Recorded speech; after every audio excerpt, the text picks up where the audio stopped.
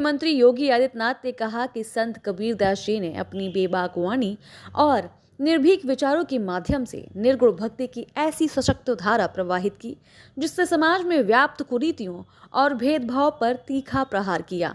उन्होंने कहा कि कबीरदास जी की शिक्षाएं आज भी समाज को सत्य, सरलता और समानता का संदेश देती हैं। सीएम योगी रविवार को लखीमपुर खीरी में पूज्य राष्ट्रीय संत श्री असंग देव जी महाराज के सानिध्य में आयोजित स्मृति प्राकट्योत्सव मेला 2025 को संबोधित कर रहे थे। मुख्यमंत्री ने कहा कि संत कबीरदास जी ने आत्मा और परमात्मा के संबंध को आम जनमानस तक सहज भाषा में पहुंचाया। उनके दोहे और साखियां आज भी समाज को नैतिकता और आध्यात्मिकता की राह दिखाती है। उन्होंने कहा कि सरकार संत परंपरा के आदर्शों के संरक्षण और प्रसार के लिए प्रतिबद्ध है। ऐसे मेले समाज में एकता, सद्भाव और मानवीय मूल्यों को मजबूत करते हैं। कार्यक्रम के अंत में मुख्यमंत्री योगी आदित्यनाथ ने संत कबीरदास जी महाराज को मनन करते हुए कहा कि निर्गुण भक्ति परंपरा भारतीय अध्यात्म की आत्मा है, जिसे हमें जीवन में अपनाने की आवश्यकता है। आप सोचो ना, मैं जब यहां पर आया तो मैंने इस गांव के बारे में पूछा, मुझे बताया गया गांव का नाम है मुस्तफाबाद। मैंने कहा कितनी मुस्लिम आबादी रहती है यहां पे? कहा एक भी नहीं, लेकिन नाम मुस्तफाबाद हो गया। हमने कहा भाई अब ये नाम बदलना चाहिए, मुस्तफाबाद ने कबीर धाम इसका नाम रख दो। हम प्रस्ताव मंगाएंगे, यहां से प्रस्ताव मंगा करके इस कार्यक्रम को आगे बढ़ा देंगे। बहनों और भाइयों,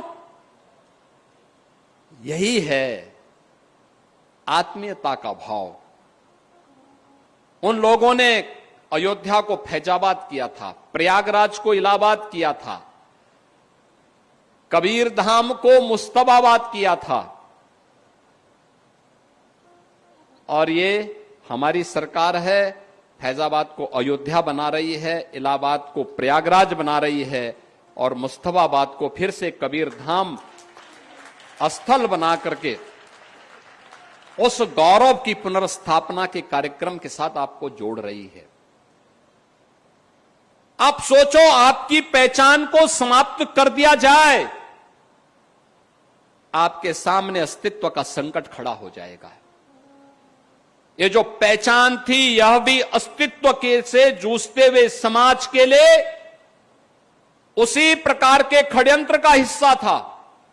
और खासतौर पर इस सीमावर्ती क्षेत्र में तो और भी यह महत्वपूर्ण पड़ता है। लखीमपुर खीरी केवल एक जनपद नहीं, क्षेत्रफल के हिसाब से देखेंगे तो प्रदेश के सबसे बड़े जनपदों में लखीमपुर खीरी की गिनती होती है। सीमावर्ती जनपद भी है, और तब भी इस प्रकार की शरारत करने से लोग बाज नहीं आए। यानी यहां पर भी नाम में भी सेकुलर, ये सेकुलर नहीं, ये पाखंड है, और इस पाखंड से मुक्ति आज के समय में आवश्यक है, और उसी का आह्वान करने के लिए आज हम सब आपके पास आए हैं, आपसे कहने के लिए।